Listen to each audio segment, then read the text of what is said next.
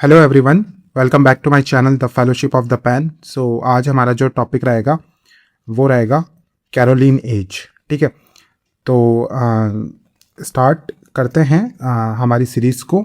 और जो आज न्यू देख रहे हैं उनको मैं एक बार शॉर्ट में बता देता हूँ कि हम क्या करते हैं, क्योंकि आरपीएससी बहुत ऊपर से क्वेश्चन पूछती है लिटरेचर में। तो हमने क्या किया, जो नोट्स है और जो PYQ है उसको मैंने क्वेश्चंस के फॉर्म में डिवाइड कर दिया, क्योंकि बहुत फैक्चुअल क्वेश्चन आते हैं, वन वर्ड आते हैं। कभी भी आरपीएससी आपको चार कथन नहीं देगी कि चार आपको लाइक लाइंस दे दी और उसमें से पूछ रही है कि A और B और C।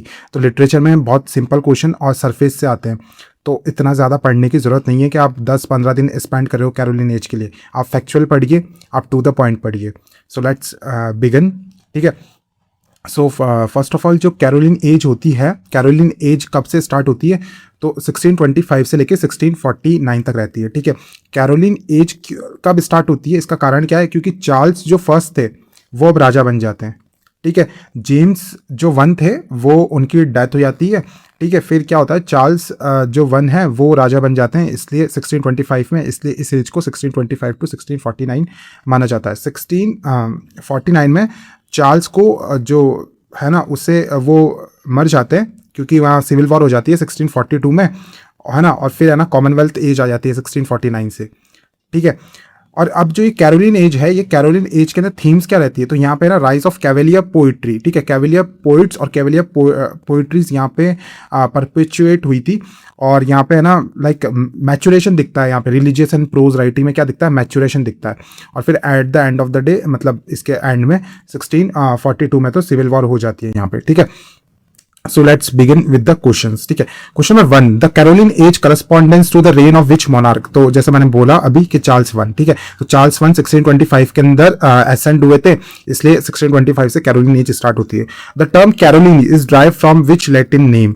तो जो कैरोलिन है वो किस लैटिन नेम से ड्राइव हुआ है? तो ये हुआ है चार्ल्स से, चार्ल्स या फिर कैरोलस, ठीक है ना, जिसे हम कैरोलिन कहते हैं। ठीक है, जैसे ही जो जेम्स थे, जेम्स को हम कहते थे जेकोबियन पीरियड। ठीक है, वो भी लैटिन से ड्राइव हो रखा है। ठीक है, question number 3, who are the 3 most famous cavalier poets? तो कैवेलियर पोइट्स में कौन कौन आते हैं? तो आप ये याद कर लीजिए। और अगर आपने मेरी पुरानी वीडियोस देखी होगी तो एज इट इज सोनेट्स में से, बैलेट्स में से और लिटरेरी टर्म्स में से, और जो एग्जिस्टेंशियलिज्म है, जो गॉथिक जॉनरा है, ठीक है, स्ट्रीम ऑफ कॉन्शियसनेस है, तो इसमें से एग्जैक्टीज क्वेश्चंस आपको पेपर में दिख जाएंगे, क्योंकि आरपीएससी बहुत सरफेस से पूछती है। तो मैंने उसी तरीके से प्रिपेयर करवाया था। तो आप जो पुरानी मेरी वीडियोस आपने नहीं देखी तो आप वो देख लीजिए और आप एक बार मैच कर लेना आरपीएससी सेकंड पेपर में, क्वेश्चन एज इट इज ही वहां से उठे हैं। ठीक है, तो 3 मेजर कैवेलियर पोइट्स कौन से थे? तो एक तो लवलेस थे, सकलिंग थे और हैरिक थे। कौन कौन से थे? लवलेस, सकलिंग और हैरिक।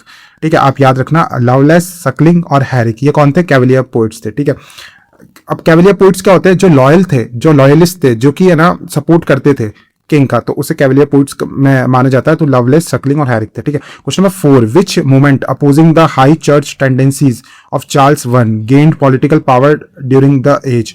तो कौन सा एक मूवमेंट था जो कि, क्योंकि चार्ल्स वन जो थे ना वो चर्च के फेवर में थे।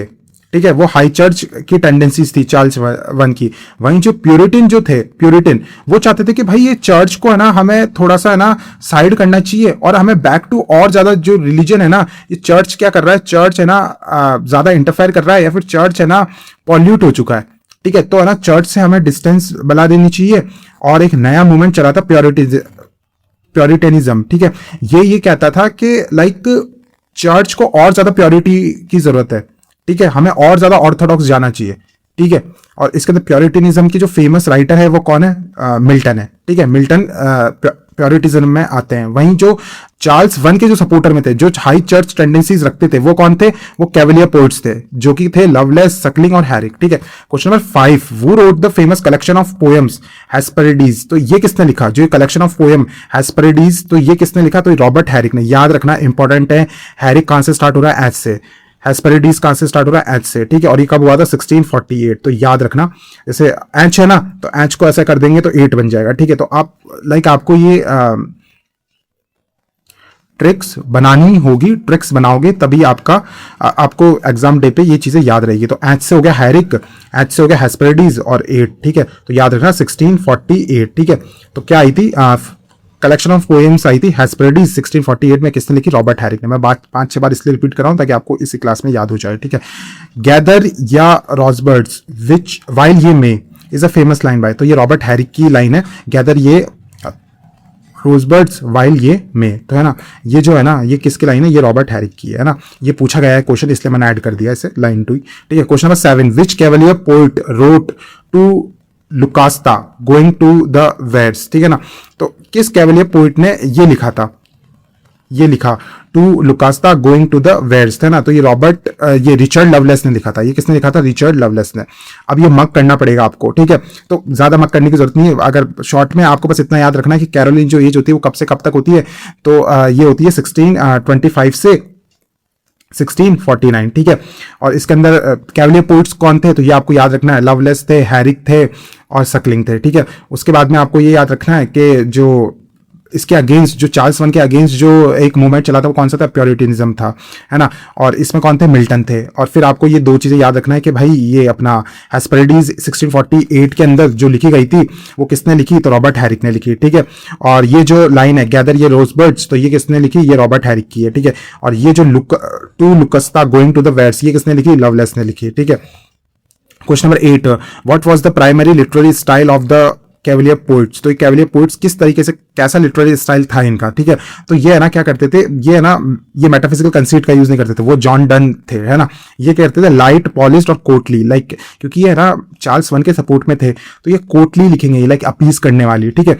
और जो कोट का जैसा बिहेवियर होता है जैसे लाइट और पॉलिश्ड वर्जन, तो ये लाइट और पॉलिश्ड वर्जन लिखते थे। और कोटली, ये किसी क्रिटिसाइज नहीं करते थे, ये सिर्फ अडोर करते थे और ना अप्रेज करते थे किंग्स की जो पॉलिसीज होती है, और मतलब, ठीक है। तो ये लाइट पॉलिश्ड और कोटली लिखते थे, ठीक है। Question number 9, the cavalier poets were supporters of, जो कैवलियर पोइट्स है वो किसके सपोर्टर थे, तो ये सपोर्टर थे द किंग, और इसे रॉयलिस्ट भी कहते हैं, या ना रॉयलिस्ट मतलब किंग के सपोर्ट में थे ये कैवलियर पोइट्स। और कौन कौन थे, हैरिक थे, सकलिंग थे और लवलेस थे, ठीक है। क्वेश्चन नंबर 10, वो रोट द एनाटॉमी ऑफ मेलनकनी 1621 में, ठीक है।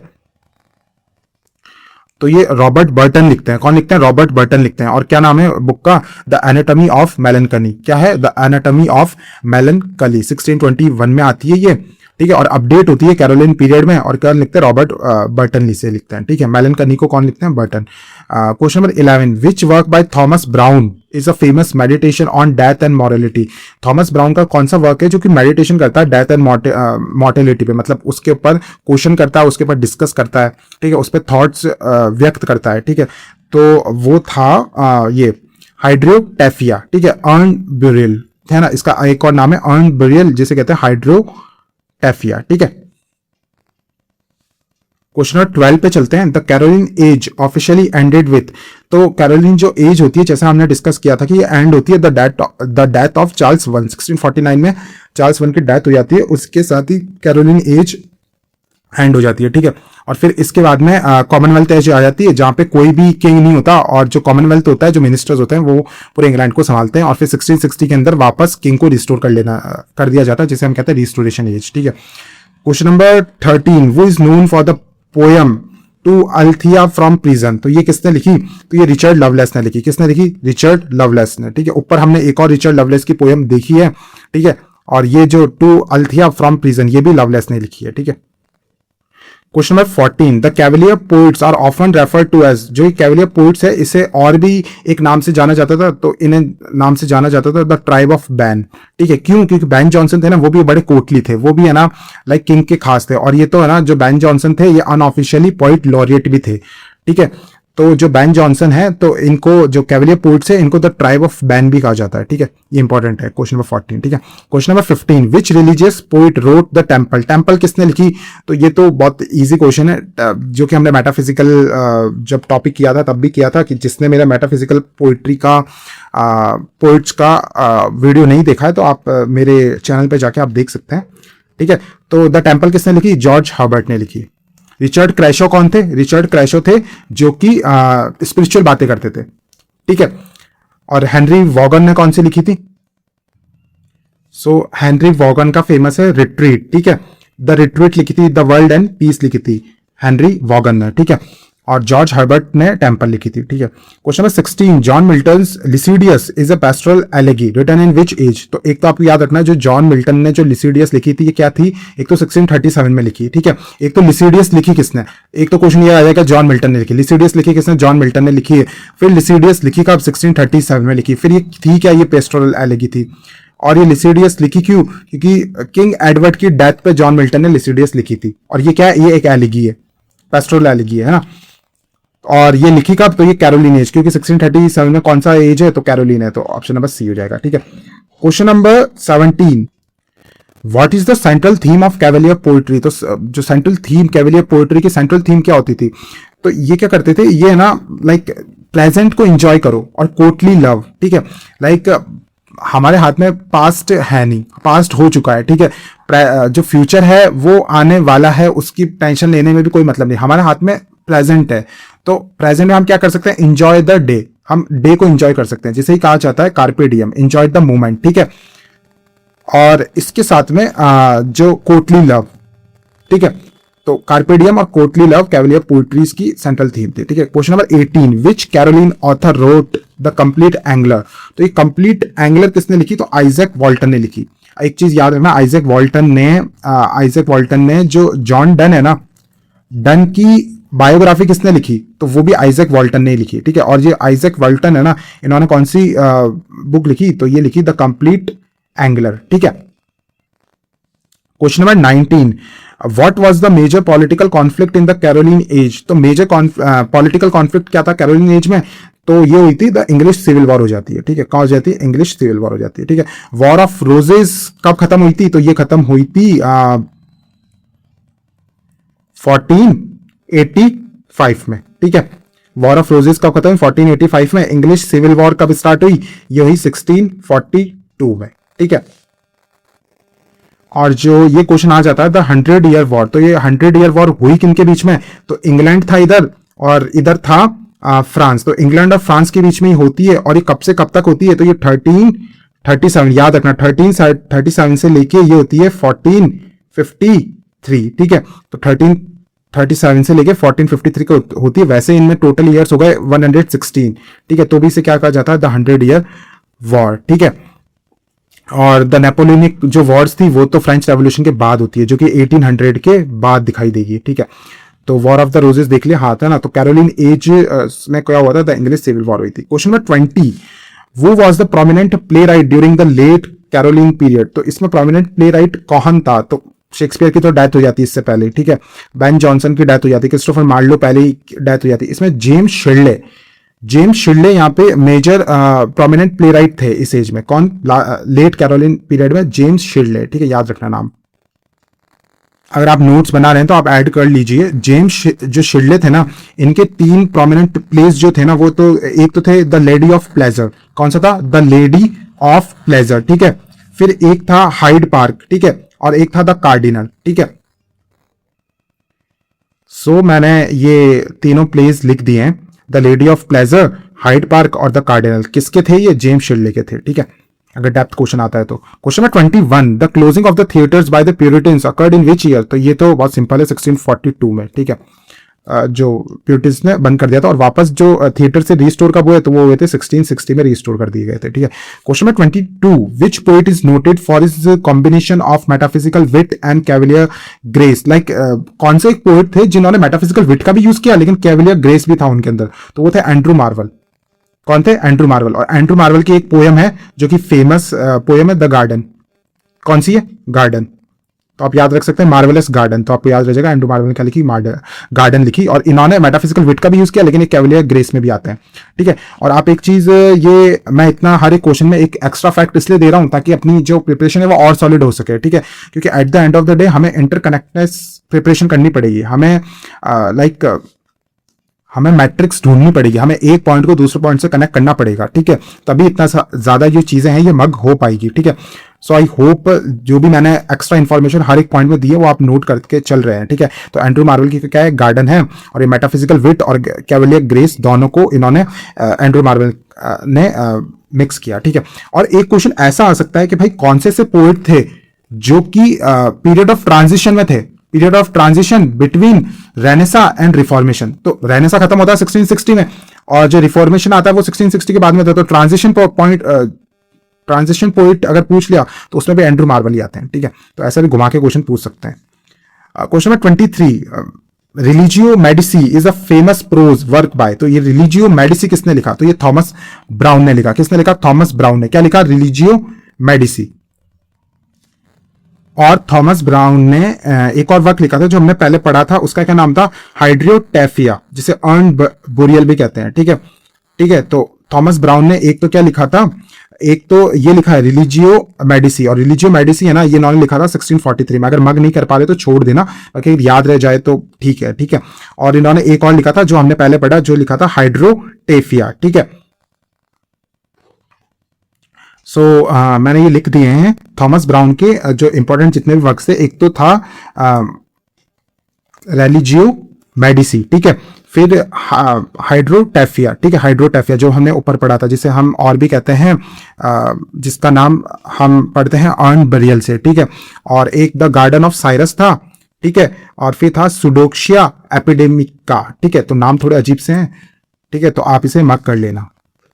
So question number 24, the tribe of Ben refers to the followers of Ben Jonson, ठीक है, इजी क्वेश्चन है। Question number 25, which Caroline poet wrote the Constant Lover? तो Constant Lover लिखी थी John Suckling ने, ठीक है। किसने लिखी थी? John Suckling. ये इनका इंपॉर्टेंट वर्ड है जॉन सकलिंग का। क्या था? The constant lover. The constant lover किसने लिखी? जॉन सकलिंग ने, ठीक है। Question number 26, what characterise the Caroline prose style? तो कैरोलिन जो प्रोज स्टाइल होती थी ये कैसी होती थी? तो ये लाइक लैटिनेट होती थी, कॉम्प्लेक्स होती थी और एलोक्वेंट होती थी, ठीक है। यहां पे कैरोलिन पूछा है, यहां पे कैवेलियर नहीं पूछा। कैवेलियर होता है ना तो सिंपल होती है, कोटली होती है, ठीक है। वहीं जो कैरोलिन प्रोज स्टाइल है, कैरोलिन कौन सी? कैरोलिन। तो कैरोलिन कैसी थी? कॉम्प्लेक्स थी, एलोक्वेंट थी और लैटिनेट थी, ठीक है। याद रखना दोनों में डिफरेंस है। वो जो कोटिया जो पोइट्स थे वो तो लाइक चार्ल्स वन के खास थे, लाइक वो उसे सपोर्ट करते थे, ठीक है। तो वो बात सिंपल लिखते थे, ठीक है, वो कोटली लिखते थे, ठीक है। वहीं जो ये थे कैरोलिन जो प्रोज स्टाइल्स थी ये कैसी थी? लैटिनेट थी, कॉम्प्लेक्स थी और एलोक्वेंट थी।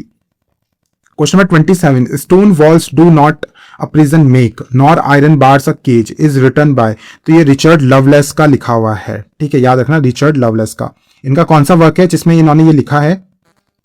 इनका जो फेमस वर्क था टू एल्थिया फ्रॉम प्रिजन, ठीक है ना। तो उसमें ये लाइन आती है, ठीक है। तो उसमें इन्होंने लिखा था stone walls do not a prison make nor iron bars a cage is written by Richard Lovelace, ठीक है। Question number 28, which Caroline writer was known as the divine? ठीक है, कौन से जो कैरोलिन राइटर थे वो द डिवाइन उनका नाम था, ठीक है। तो वो था जेरेमी टेलर। जो जेरेमी टेलर है उनको क्या बोलते थे? द डिवाइन कहते थे उन्हें, ठीक है। Question number 29, the Caroline age is often viewed as a period of. तो यहाँ पे क्या हुआ था? यहाँ पे कैओस तो था, लेकिन देखो पॉलिटिकल स्टेबिलिटी तो नहीं थी यहाँ पे, वो तो एलिजाबेथन पीरियड में थी। या आर्टिस्टिक रिफाइनमेंट अमिट्स कैओस, तो कैओस था, उसके अंदर आर्टिस्टिक रिफाइनमेंट भी हुआ था। तो option number B would be the most prudent one, ठीक है। तो कुछ ऑप्शन नंबर बी हो जाएगा। Question number 30, which Caroline writer is associated with hermetic and mystical poetry? तो जैसे मैंने बताया था मिस्टिकल जहां पे भी नाम आ जाए तो वहां पे आप ढूंढ लीजिए। इसमें अगर यहाँ पे हर्मेटिक और मिस्टिकल के अंदर रिचर्ड क्रैशो का नाम आता, ठीक है, तो क्रैशो होते हैं, लेकिन यहाँ क्रैशो का नाम है नहीं, ठीक है। तो सेकंड नंबर पे हेनरी वोगन का नाम ही आता है। किसका आता है? हेनरी वोगन का, जिन्होंने हर्मेटिक और मिस्टिकल पोएट्रीज लिखी थी। सो हमने 30 क्वेश्चंस में पूरा ये टॉपिक किया है और मैंने एक्स्ट्रा पॉइंट्स भी दिए हैं, तो आपने कहीं नोट कर लिए होंगे और आप बस इन्हें मार्क कर लीजिए कैसे भी करके। क्वेश्चंस इनमें से ही कहीं ऊपर नीचे आ जाएंगे, ठीक है। ज़्यादा पढ़ने की जरूरत है नहीं, ज़्यादा आप फोकस फर्स्ट पेपर पे रखिए। एंड आप अभी तक देख रहे हैं तो please subscribe my channel and like this video and please share with your friends. और आप मेरे यूट्यूब चैनल पे जाके और भी जो वीडियोस है वो चेक करिए, first grade related, second grade related. और अगर आपको राजस्थान हिस्ट्री हिंदी में समझ में नहीं आती तो मैंने इंग्लिश में करवा रखी है, तो please go and do check that too. और see you in the next class, bye.